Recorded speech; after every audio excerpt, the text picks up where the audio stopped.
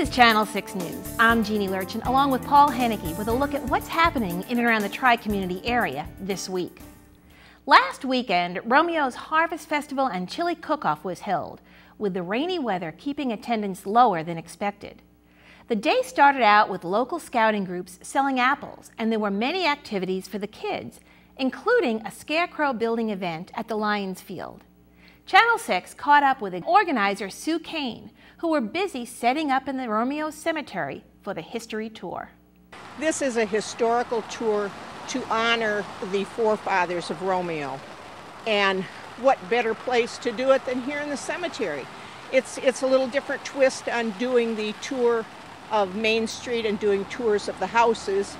And we're very respectfully going to be showing these graves, and we have about 15 graves that are going to be on display today that we'll be honoring, and we have 9 or 10 different actors that will be portraying the people.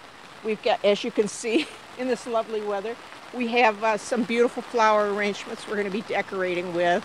So we're hoping to get a good turnout even in spite of the weather. Washington Township Clerk Kathy Boshears stopped by the Channel 6 studio last week to talk about the upcoming election. Thank you, Jeannie. November 3rd is Election Day, and we want our residents to vote on Election Day. We can vote one of two ways, either in person at your precinct or through the absentee ballot process. You may choose to vote absentee if you're over 60, you need assistance, or you're not in the area on Election Day. What we would ask you to do, though, is you need to complete your application for absentee ballot. That application has already been mailed out to some of our voters that are on the permanent absentee list. Other voters may still request their form through the clerk's office. We would ask you to return those as soon as possible. Some voters think that you can return them on Election Day, and that's better for us in the election side. Honestly, the sooner you get them in, the better we can get them ready to be counted on Election Day. So I just want to remind you, if you're going to vote absentee and you have not received your application yet, please contact your clerk's office either in Bruce Township or in Washington Township to receive your application so that we can get your ballot out to you in time to support the November 3rd election. During the September 28th school board meeting, the board went into executive closed session. Upon their return, board president Dale Chesney had this to say. The district and the education system's currently financially challenged. Boards must be and must act fiscally responsible. Along with that, we realize we're working with a number of employee groups, and we've got to continue to work together and collaborate in any way we can. We can talk in case any other board members have some comments with that regards to the resolution. There's targets, there's requests for savings given to work groups to try to retain that as we work together, because what we need to be focused on is the third and most important element, and that is an unwavering commitment to deliver and be committed to deliver a quality education in Romeo. In order to do that, I want to enter a resolution. Be it resolved that the superintendent be authorized to contract with PESG, PCMI, and/or Kelly Services Incorporated to provide contracted service support in the buildings, and I want to focus, as needed. The resolution was on the table, and the board wanted assurances that safety would not be an issue. In the concerns, Mr. Beck, there is a number of them raised this evening related to services or the safety of our children. Can you address how those items will not be an issue?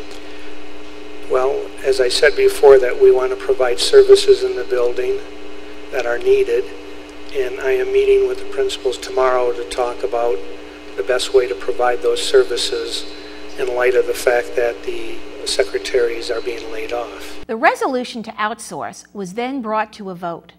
Board member Terry Davis cast the only dissenting vote against this resolution. Fellow members Jacobson and Heyer were not present for the vote. The school district welcomed a few new faces this year. One of those, Roger Bennett, is the new principal at Amanda Moore. We gave Roger an opportunity to introduce himself to the community. Thanks, Jeannie.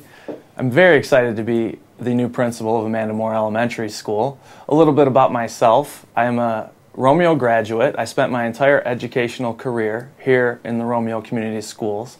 I graduated from Romeo High School in 1994, went on to Western Michigan University where I majored in special education and was fortunate enough to be hired back by Romeo Schools after completing my degree. I started at Romeo Middle School as a special education teacher for 1 year, and then I moved to the high school for 3.5 as a special education teacher. After my time at Romeo High School, I was fortunate enough to be promoted to the assistant principal of Romeo Middle School, where I spent the last 4.5 years, and I enjoyed my time there greatly. During the summer, I interviewed for and was fortunate enough to receive the position of principal of Amanda Moore Elementary School. I'm extremely excited about the opportunity, and over the last 6 weeks, I've grown to know the staff, the students, the families, and the community in and around Amanda Moore, and I realize now how fortunate I am to be a part of this family. I'm excited about the new role of taking on a principalship and all the challenges that come with it, and I'm looking forward to a great school year. Dr. Nancy Campbell will also be a new face in the district. She will be replacing Joe Beck as the superintendent beginning November 1st. Bruce Township is hosting a community forum where residents can learn how to form a neighborhood watch. Bruce Township Supervisor Jim Tiganelli fills us in on the details. As many of you know, our Sheriff's Department Road Patrol has diminished significantly in the last few years, really down to where we are at a point now where it's pretty much limited to routine patrols or emergency responses only. And I know they're doing the best they can with the resources they have, and we're all very proud of our Sheriff's Department and the deputies. But you know, money is an issue, and it's a significant one now, probably more so than it has been in the past. Earlier this year, we had a rash of residential B&Es, breaking and enterings, that occurred in the northern part of the township, and it was also involved in into as far as Leonard, Ray Township, and into Lapeer and St. Clair counties. Ultimately, the perpetrators were captured. Some of that was due to the fact of some neighbors in the area that had done a little extra work on their own. So we have been asked to try to facilitate a neighborhood watch meeting.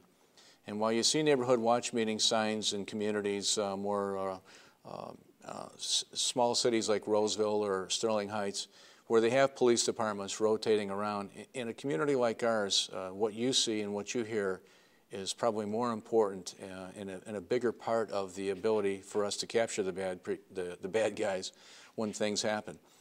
So we're going to put together a neighborhood watch meeting that will be at the Bruce Township Hall on October the 22nd.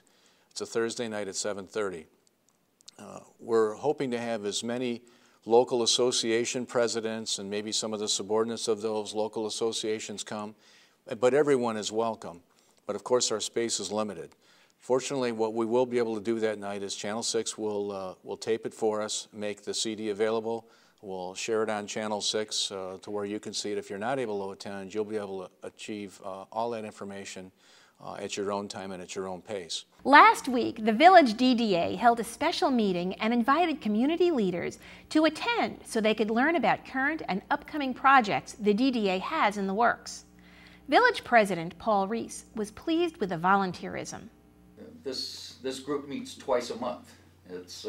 And originally we started meeting twice a month to avoid long meetings once a month. Now we have long meetings twice a month. You know, and these are unpaid volunteers. And I did a little quick calculation that I'm going to guess everyone here does more than 100 hours worth of volunteer service a year. The meeting focused on plans for the new downtown streetscape. There were some concerns about existing trees, park benches, and lampposts. A few weekends ago in Lexington, they have the same benches, but the benches face the sidewalk instead of looking at the front bumpers of the cars. You know, so it's sort of if you have the angled parking coming in, you don't want to be sitting in somebody's you know headlights. Yeah, on top of somebody's headlights. It's so much nicer to look at these